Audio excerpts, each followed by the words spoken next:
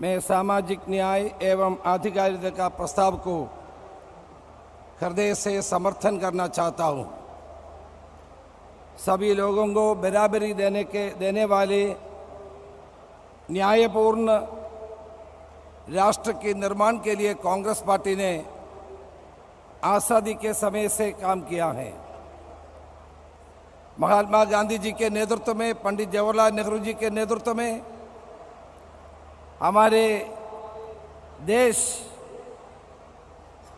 SC ST minorities के संरक्षण देने के लिए बहुत कुछ काम की है और हमने हमारे संविधान में भी उसको ज़्यादा से ज़्यादा इम्पोर्टेंस देने की काम की है और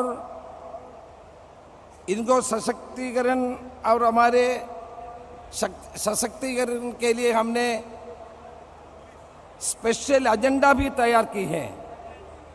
संविधान में प्रावधान की, संविधान ने गारंटी की।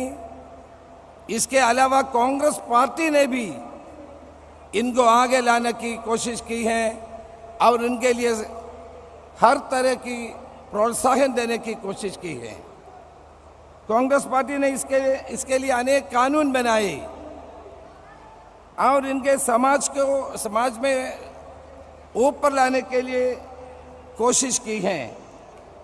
बहुत कुछ नीति अपनाए हैं और कार्यक्रम अपनाए हैं। इसके सफलता के प्राप्त करने के लिए भी कोशिश की है। लेकिन आज मोदी सरकार के द्वारा इन सारे उपलब्धियों को खत्म करने के लिए कोशिश हो रहे हैं। हमारा देश को कमज़ोर करने की कोशिश हो रहे हैं और एससी एसटी माइनॉरिटी और विमेन उनके ऊपर जो अत्याचार बढ़ते जा रहे हैं उसके ऊपर हमको गंभीरता से सोचना चाहिए। सरकार के द्वारा इसको कम करने के लिए कोई कदम नहीं उठा रहे हैं। नीति है, नियम है, कानून है, लेकिन इन अत्याचारों को रोकने में सरकार कोई कदम नहीं उठा रहे हैं। इसलिए इसके वजह से इनके ऊपर अत्याचार बढ़ते जा रहे हैं। इनको सामाजिक, आर्थिक और राजनीतिक न्याय नहीं मिल रहे हैं। मोदी सरकार ने इसको दिलवाने का कोई तरह की कोशिश नहीं कर रहे हैं और उनके ऊपर जो लोग उनके ऊपर अत्याचार कर रहे हैं उनको सजा देने के लिए भी कोई प्रयास नहीं कर रहे हैं।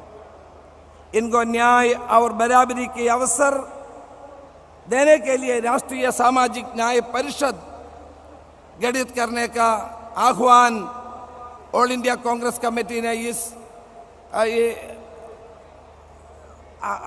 सेशन में आह्वान कर रहे हैं। हमको इस संस्था की कमी नहीं है, लेकिन संस्थाओं के द्वारा जो काम करना है, काम होना है, वो कम नहीं हो रहे हैं। इसके द्वारा जो एससी एसटी के ऊपर जो अत्याचार हो रहे हैं उनको जो भी काम और सुविधा मिलना है उसके वो तो मिल रहे हैं, नहीं मिल रहे हैं, इसको पीरियोडिकली रिव्यू करने के कोई काम नहीं हो रहे हैं। सामाजिक नीति बहाल करने के लिए एक मौलिक नीति क्या पैकेज का संकल्प में भी मैं समर्थन करता हूं। आज बीजेपी सरकार ने मॉब लिंचिंग के द्वारा कितने लोग हमारे देश में मरे, अल्पसंख्यक और एससी एसटी का लोग इसका ज़्यादा से ज़्यादा उसको ये मॉब लिंचिंग का प्रे बनना पड़ रहे हैं। एससी एसटी अट्रोसिटीज बढ़ते जा रहे हैं, वीमेन अट्रोसिटीज बढ़ते जा रहे हैं, लेकिन इसके ऊपर कोई कार्रवाई नहीं है। आज के लिए उत्तर भारत में खास तौर से क्रिश्चियन चर्चेस के ऊपर हमला हो रहे हैं। पिछले 2-3 दिन के पहले हमारे क्रिश्चियन चर्चेस के द्वारा दिल्ली में बहुत बड़ा प्रदर्शन की है। चाहे क्रिश्चियन चर्चेस के ऊपर जो हमला हो रहे हैं, नन्स के ऊपर जो हमला हो रहे हैं, इसके बारे में सरकार को गंभीरता से सोचना चाहिए।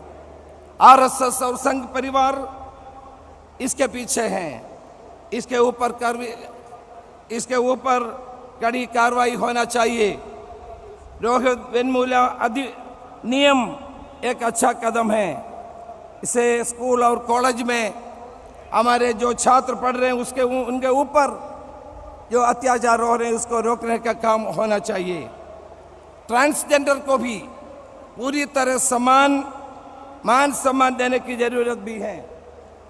और आज संविधान के ऊपर प्रहर होते जा रहे हैं, उनको रोकना है। संविधान में जो सामाजिक न्याय, बराबरी का अवसर, शोषित, वंचित, पीड़ित जन समाज के जो न्याय पहुंचने का काम होना चाहिए। आज मैं एक सुझाव देना चाहता हूं।